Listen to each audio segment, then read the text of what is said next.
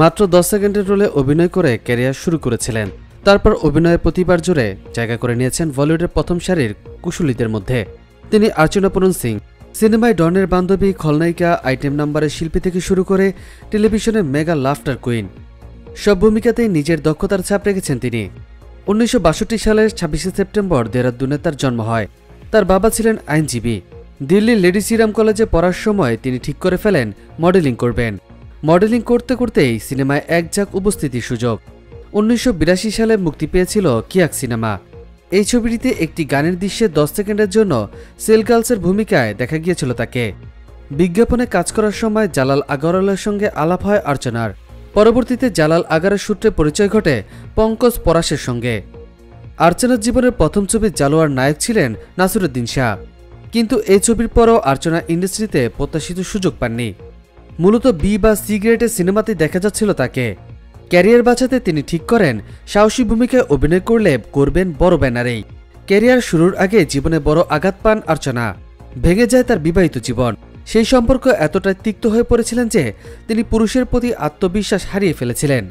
পরে যখন তার জীবনে পরমিত শেট্টি আসেন, তার প্রস্তাবে হ্যাঁ বলতে অনেক সময় নিয়েছিলেন অর্চনা। প্রেমের প্রস্তাবে রাজি হলেও অর্চনা বিয়ে করতে চাননি।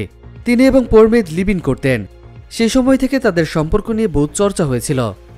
তাছাড়া তার এবং পরমিতের বয়সের ব্যবধান ছিল 7 বছর। সেটাও ছিল বলিউডের গসিপের অন্যতম আকর্ষণ। ডিভোর্সি এবং 7 বছরের বড় অর্চনার সঙ্গে ছেলের সম্পর্কে সায় ছিল না পরমিতের বাবা মায়ের, কিন্তু তা সত্ত্বেও প্রায়শই হাত ছাড়েননি পরমিত। যখন লিভ ইন করতেন তখন অর্চনা পরিচয় পেয়ে গিয়েছিল ইন্ডাস্ট্রিতে। অন্যদিকে পরমিত চেষ্টা করে চলছেন। 1992 সালে টেলিভিশনে একটি বড় কাজের সুযোগ পান পরমিত। সেই দিন তিনি অর্চনাকে বিয়ের প্রস্তাব দেন। সঙ্গে সঙ্গে রাজি হন অর্চনা। দুজনে ঠিক করেন বিয়ে হবে সেই রাতেই।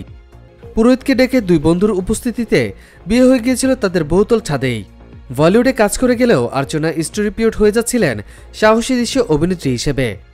তাই এই ছাপ ছেড়ে বের হতে চাইছিলেন তিনি, কিন্তু অন্যরকম ভূমিকায় অভিনয়ের সুযোগ তার কাছে আসছিল না। 1994 সালে রাত কি গুনা ছবিতে তিনি অভিনয় করেন শেখর সুমনের বিপরীতে। অর্চনার অভিনয় চরিত্রের নাম ছিল ইন্সপেক্টর রেশমা। কয়েক বছর কাটিয়ে দেওয়ার পরও এই ব্রিগেড ছবিতে অভিনয় করে পরে অনুশোচনা হয় অর্চনার।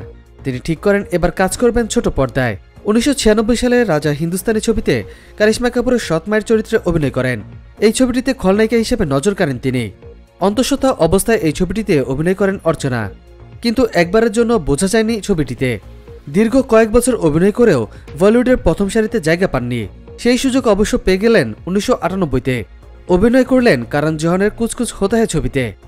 এই ছবিটিতে তিনি মোহময়ী শিক্ষিকা মিস বেগেনজার চরিত্রে অভিনয় করেন। এরপর থেকে কৌতুক চরিত্রে নিজেকে মেলে ধরেন।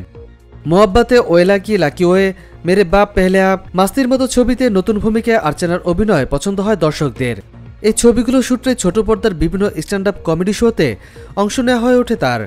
অতীতে সাহসী দৃশ্যে অভিনয় করা অর্চনা ধীরে ধীরে নিজেকে প্রতিষ্ঠিত করলেন কৌতুকা অভিনেত্রী হিসেবেও।